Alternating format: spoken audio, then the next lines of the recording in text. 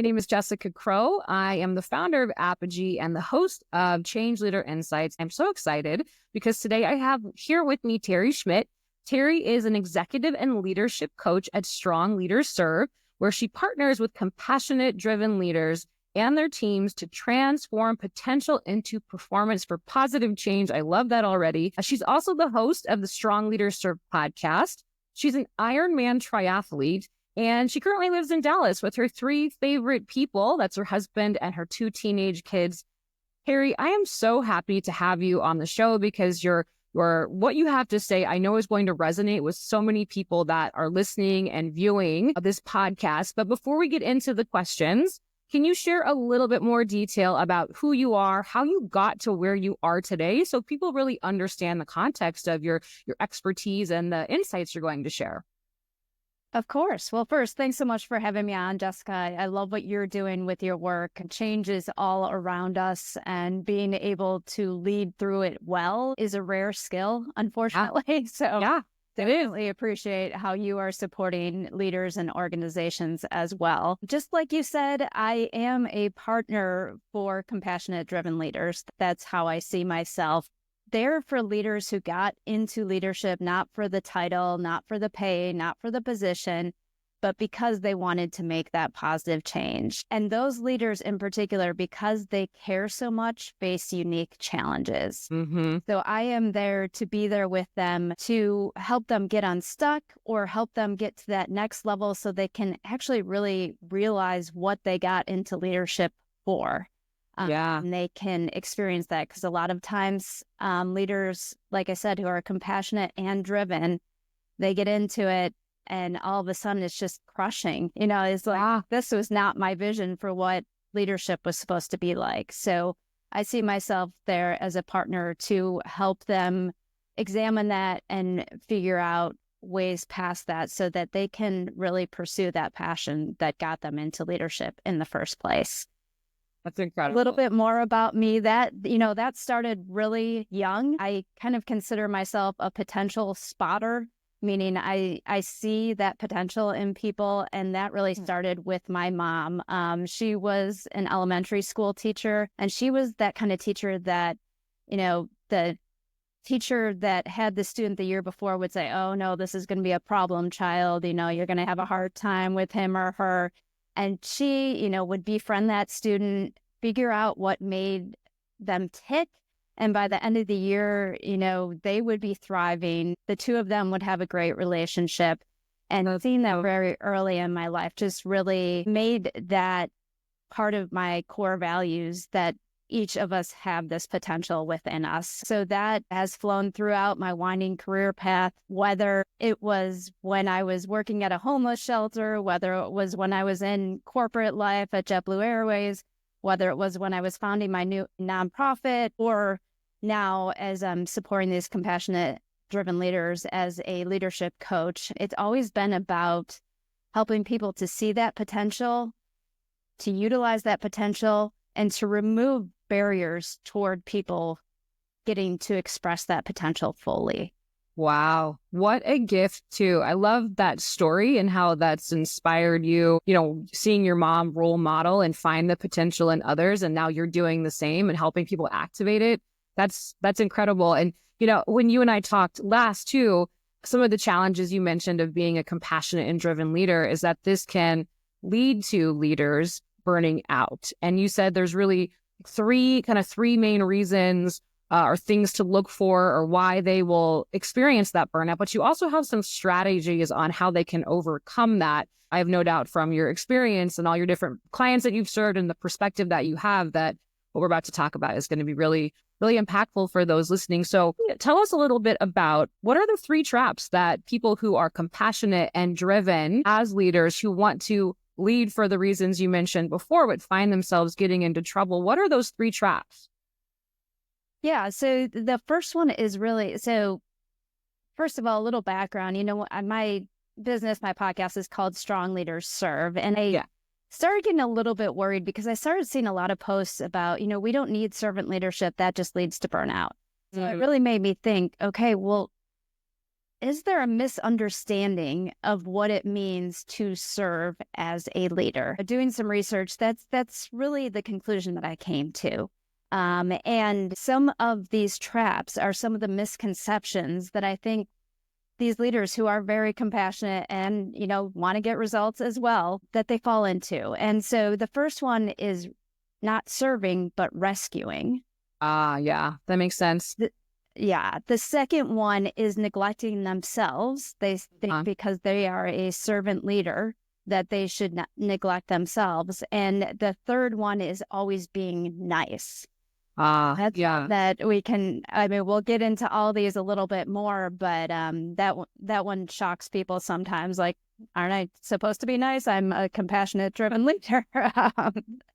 Yeah. And I will say, particularly new leaders and mid-level managers are particularly prone to fall into these traps, particularly the rescuing one. That shift really is an identity shift.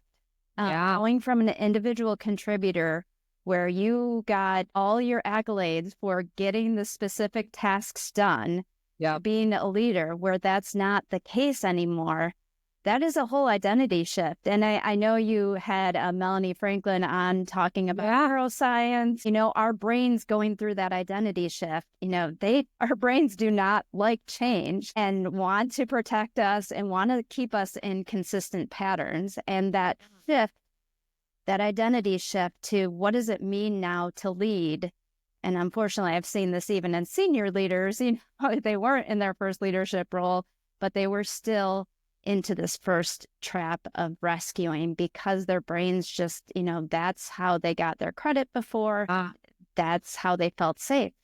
It's a huge problem too. I've had clients that I have worked with where they've gone from that individual contributor to now they're leading, and they think the rescuing is going to be, that's what their identity is, and they think that's going to be helpful, but it has such a negative impact on the team that they are supposed to be leading and influencing through change or having them spearhead the change. And it can end up creating a really toxic environment too. So how do you coach someone who's in that role of, okay, my identity has been this, but now I need it to be this? What are some strategies that you have there to help people overcome that mindset and make that required shift?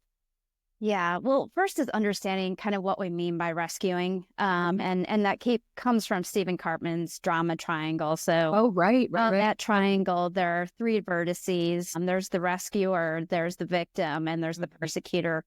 The two that really relate mostly to the compassionate, driven leaders that I work with are the rescuer and the victim. And so, again, the rescuer, all the best intentions, doesn't want people to feel bad, knows that the workload is high, doesn't want people to struggle in meeting the demands. So instead, they jump right in and they do that task. Instead of taking maybe the hour at that point that would be required to help that person learn to do that task, they do the task in the 5 minutes themselves. Right.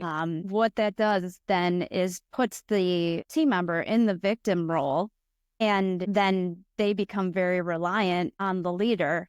And the interesting thing is, not only does it lead to potential burnout for the leader because their workload is doubled with one team member and multiples with however many they have, but it can also lead to burnout of the team member. Gallup shows that one of the main reasons for burnout is the perception of unfair treatment. So if you're jumping in and rescuing one team member and not the other, or they don't perceive it as being equal, that can be a problem. So to your question about, what are some strategies, how to help people kind of get through that, once they see that can up the motivation a little bit to think, okay, well, what do I do now? And, the strategies aren't necessarily groundbreaking. It's not something that you don't hear in all the leadership development literature that's out there. But the first one is really providing clear expectations and feedback.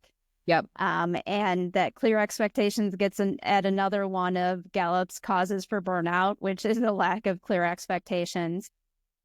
But it's also, particularly with compassionate driven leaders, and I fell into this myself. I'm like, I trust my people. I'm just going to give them the vision and let them go. And, I don't want to micromanage, so I'm just going to do that. And that's not necessarily clear expectations. Right. Clear expectations is, this is what it looks like. This is why we're doing it. Here are the milestones we need to hit.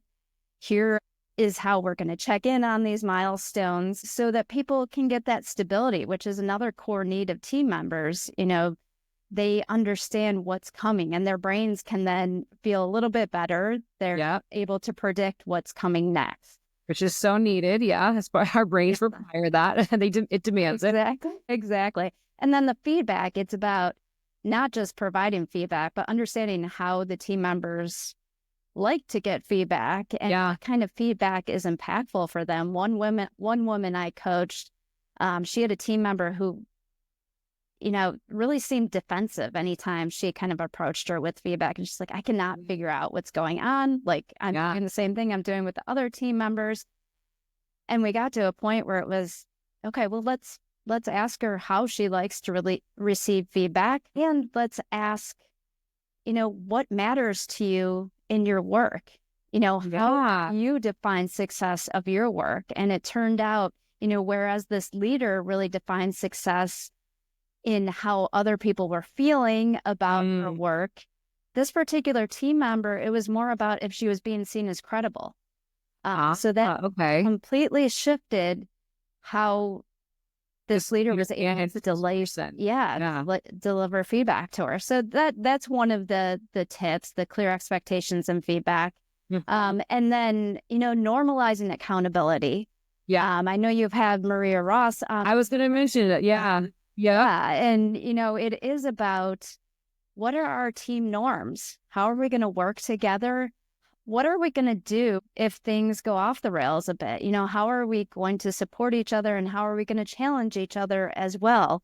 Getting those norms established before you get in that situation is another way that can help you to avoid being tempted to jump into that rescue. Yes. Yep. Oh, I love that. And Maria also talks about too, which I'm sure you weave into, not exactly the same way, but holding people accountable. You can still be empathetic and kind. And that it doesn't mean you let people walk all over you, which I think the rescuing piece can get, people might feel that way too if they're in the rescuing stance, that they are getting walked on as a result. And so accountability can really, I guess, remove that from being part of the narrative. So that's great. What else? Is there any other strategies, or do you want to pivot to the well-being piece? That's the second kind of trap that people fall into.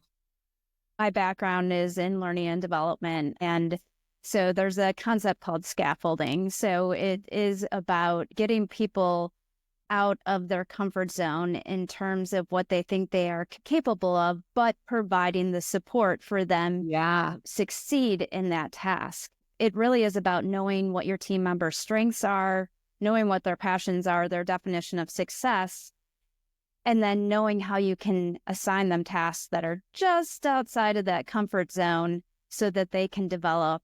And you are not there to do that task for them. You are there to provide them support for that. So that is another strategy for developing the team so that you don't feel that need to jump into that rescuer role. Yeah, got it. This is so, as you were describing that, it made me think of a previous boss I had many, many moons ago.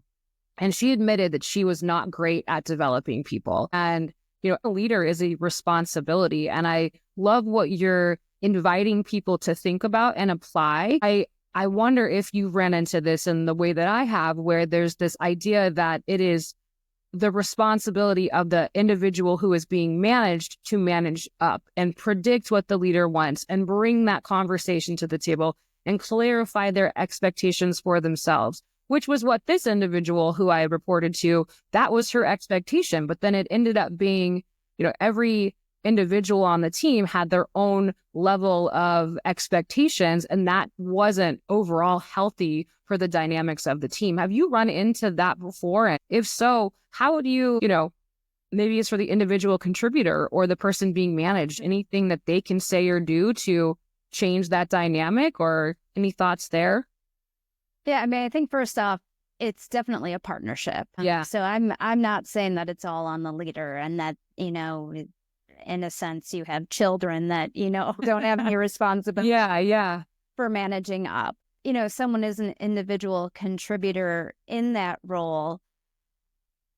I think it gets around to really understanding and asking questions in team meetings, for example, where there are other people present about what the leader's vision is, not on their specific task, but maybe starting off there so that you get to that level playing field in terms of information that's shared across the teams. Yeah, Don't that makes sense. hopefully end up in that situation like you were talking about, where it's, just a leader with almost like a wheel with they're the hub, and then you have each individual contributor as different spokes. That's not a team necessarily. Yeah. So it is how like, and then you're losing all the benefits of being on a team from both sides. Yeah. And the way that, kind of tying this back to the concept of change and organizational change, you have many different people rowing in many different directions. And so progress and change happens so much slower, and there's so many more conflicts and overlaps. And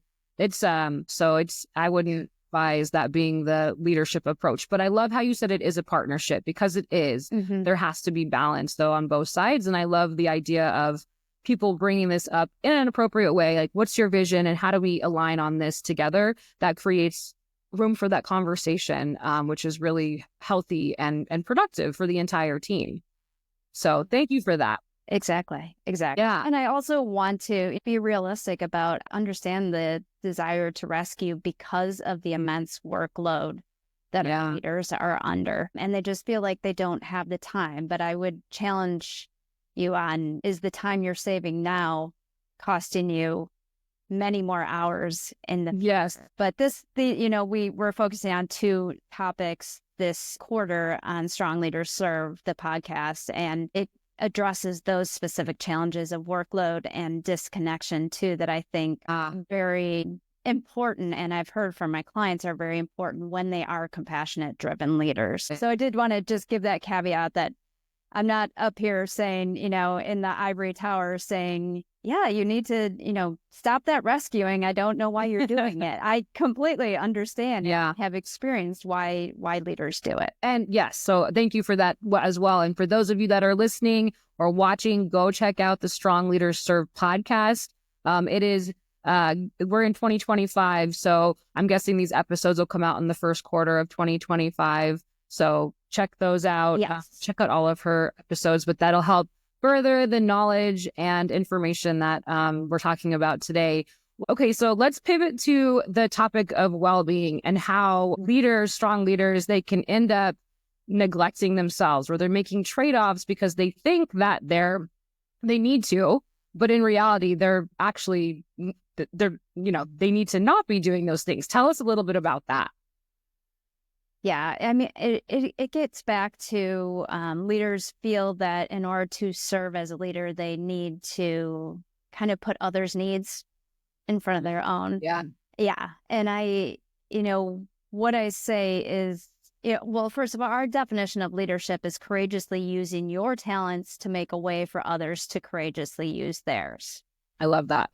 In order for that to happen, you have to have the first half true. You have to know what your talents are, what your values are, how you want to show up as a leader, and what it's going to take for you to courageously do that. Because as a compassionate, driven leader who wants to create positive change, there are going to be a lot of moments that require courage. And I always say that your effectiveness as a leader of others is directly related to how well you know yourself and how well you are able to, in a sense, put your oxygen mask on first. Now, I know that's very overused, and what I like to, the caveat I like to put on that is we're not doing self-care and self-development just for the sake of putting your oxygen mask on. The rest of that statement is, why are you putting that oxygen mask on? It's so that you can serve others, so that you can help others put their oxygen masks on. So knowing yourself and knowing your values, knowing your strengths, knowing who you want to be as a leader helps you in several ways to not burn out as a leader who serves. One of those is knowing those values helps you to set your priorities and set your boundaries. That makes a ton of sense, because when you operate from a place where it's in alignment with your core values, then that's going to allow you to make better choices and decisions. So yeah, that's great. Exactly. Exactly. And getting back to that challenge of workload that we just talked about, one of the things that teams need their leaders to be able to do is to be able to say no, or to say not yet, or to say, what is the need that's causing this request? And is what you're asking for actually going to solve the root cause? Yeah, that's an important one, because I think in the workplace, I don't think I know. There's a tendency to say yes and just figure it out later. And then you end up having way too many priorities, and then nothing really is a priority because you've got too much on your plate. There's too many things happening at once. So that one really resonates. Yeah. Yeah. And, the other tip that I give people to avoid neglecting themselves is really spend a little bit of time understanding what your strengths are, what gives you energy, what you can do with ease. Because once you know what those strengths are, you can actually find ways to squeeze them into your day when you need a boost. Yep. So, for example, I know that being a learner is one of my strengths. If I'm feeling down or I need that energy boost in some way, popping in a 10-minute podcast can actually give me that energy boost that I need, because that is one of my strengths. So taking some time to investigate that can help you to have those micro moments of rejuvenation throughout your day. Yeah, versus just plugging through the entire time. You can kind of create that space for that rest, recovery, and then get right back to it. That's really helpful. What about the third trap that service-oriented leaders get into? Let's talk about that now. Yeah, so that is always being nice. Yeah. And so the twist on that is, I'm not saying that leaders shouldn't be kind. I'm saying that they don't always have to be nice. And the difference there, nice is being pleasing and being agreeable. Mm-hmm. Kind is being helpful and being considerate. Okay. So, I like the distinction there. Yeah. And, so as a leader, I may need to courageously engage in a difficult conversation, but I do that from the perspective of, this is something that is going to help the entire team, as it may be a little bit uncomfortable for this one person and for me, to be honest, but it is truly kind, because it is something that they needed to hear, and it's something that's going to benefit the entire team. So, always being kind as a leader is really thinking about the entire team and what's best for everyone. But it's also thinking about the long-term impacts as opposed to the short-term potential pain that you might have to go through in order to get there. And then it's also, about immediately addressing unhelpful behaviors. Right. There's short-term discomfort there, but there's definite long-term gain in terms of the psychological safety that's going to be on the team, in terms of how people are going to feel that you as a leader are a source of stability for them. And it's going to keep you from burning out as well, because you aren't doing that bending over backwards that always being nice requires.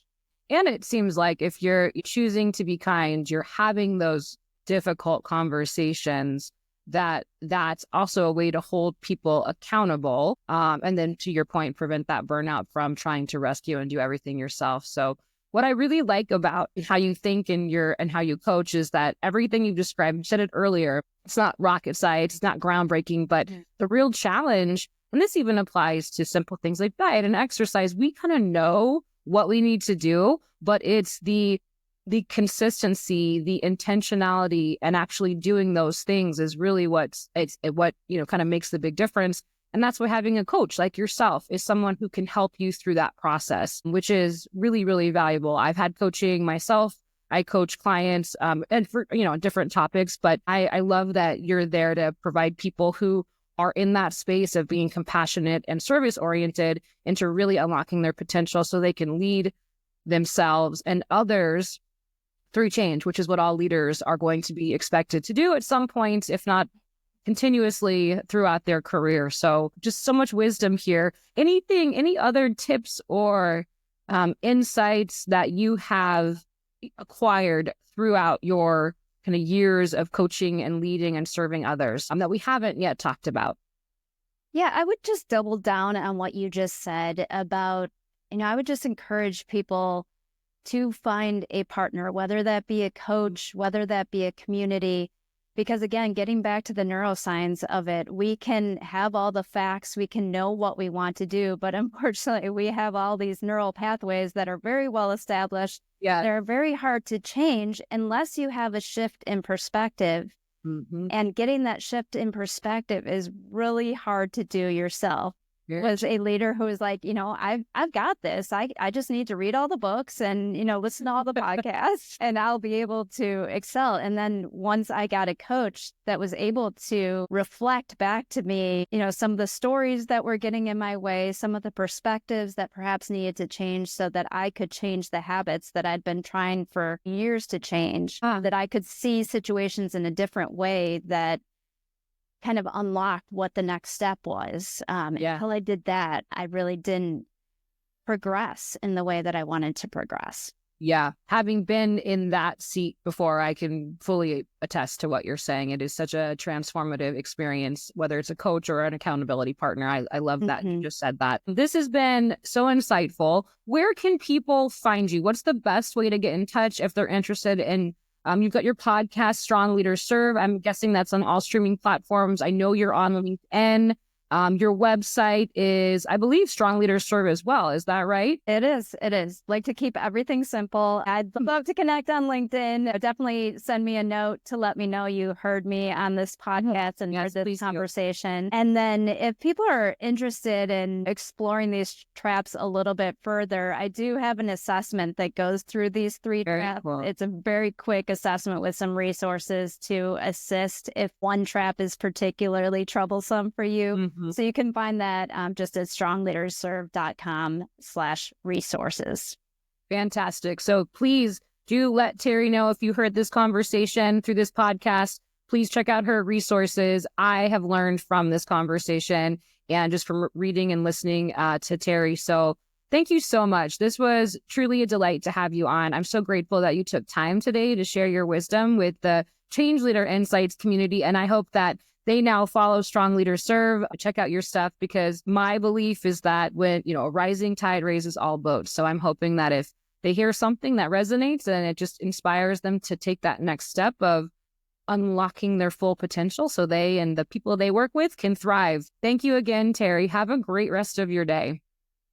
Thank you, Jessica. You too.